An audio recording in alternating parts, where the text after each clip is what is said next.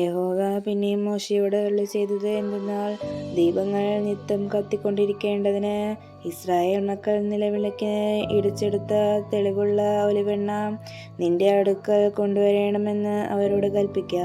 സമാഗമന കൂടാരത്തിൽ സാക്ഷ്യത്തിന്റെ തിരശ്ശീലയ്ക്ക് പുറത്ത് വൈകുന്നേരം മുതൽ രാവിലെ വരെ കത്തേണ്ടതിന് അഹരോൻ അത് യഹോവയുടെ സന്നിധിയിൽ നിത്യം ഒരുക്കി വെക്കണം.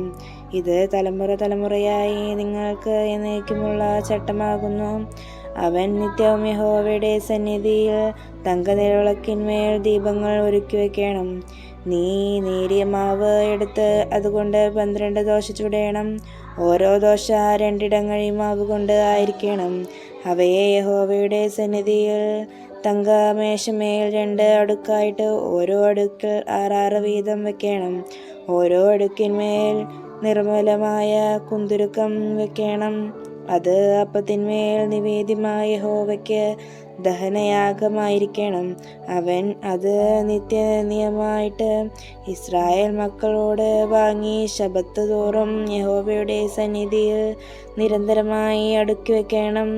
അത് അഹരോനും പുത്രന്മാർക്കും ഉള്ളതായിരിക്കണം. അവർ അത് ഒരു വിശുദ്ധ സ്ഥലത്ത് വെച്ച് തിന്നേണം. അത് അവന് ശാശ്വതാവകാശമായി. യഹോവയുടെ ദഹനയാഗത്തിൽ അതിവിശുദ്ധ ആകുന്നു. അനന്തരം ഒരു ഇസ്രായേൽ സ്ത്രീയുടെയും ഒരു മിസ്രയീമിന്റെയും മകനായ ഒരുത്തൻ ഇസ്രായേൽ മക്കളുടെ മധ്യേ പുറപ്പെട്ട് ഇസ്രായേൽ സ്ത്രീയുടെ ഈ മകനും ഒരു ഇസ്രായേലിനും തമ്മിൽ പാളയത്തിൽ വെച്ച് ശണ്ഠയിട്ടു. ഇസ്രായേൽ സ്ത്രീ മകൻ തിരുനാമം ദുഷിച്ച് ശപിച്ചു. അത് കൊണ്ട് അവർ അവനെ മോശയോട് അടുക്കൽ കൊണ്ടുവന്നു. അവന്റെ അമ്മയ്ക്ക് ശെലോമീത്ത് എന്നു പേർ. അവർ ദാൻ ഗോത്രത്തിൽ ദിബ്രി എന്നൊരുവന്റെ മകൾ ആയിരുന്നു.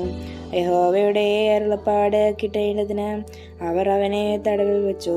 അപ്പോൾ യഹോവ മോശയോട് അരുളി ചെയ്തത്, ശപിച്ചവനെ പാളയത്തിന് പുറത്തു കൊണ്ടുപോകാം. കേട്ടവർ എല്ലാവരും അവന്റെ തലയിൽ കൈവച്ച ശേഷം സഭയൊക്കെയും അവനെ കല്ലെറിഞ്ഞു കൊല്ലേണം. എന്നാൽ ഇസ്രായേൽ മക്കളോട് നീ പറയേണ്ടത് എന്തെന്നാൽ, ആരെങ്കിലും തന്റെ ദൈവത്തെ ശപിച്ചാൽ അവൻ തന്റെ പാപം വഹിക്കും.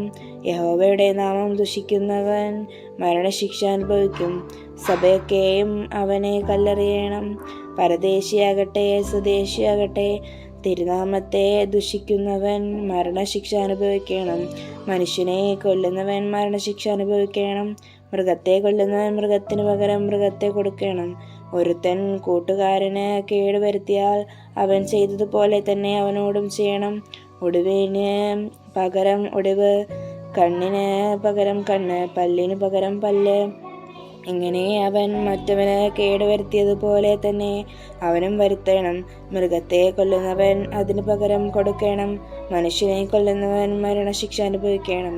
നിങ്ങൾ പരദേശിക്കും സ്വദേശിക്കും ഒരു പ്രമാണം തന്നെ ആയിരിക്കണം. ഞാൻ നിങ്ങളുടെ ദൈവമായ യഹോവ ആകുന്നു. ദുഷിച്ചവനെ പാളയത്തിന് പുറത്ത് കൊണ്ടുപോയി കല്ലെറിയണമെന്ന് മോശ ഇസ്രായേൽ മക്കളോട് പറഞ്ഞു. യഹോവ മോശയോട് കൽപ്പിച്ചതുപോലെ ഇസ്രായേൽ മക്കൾ ചെയ്തു.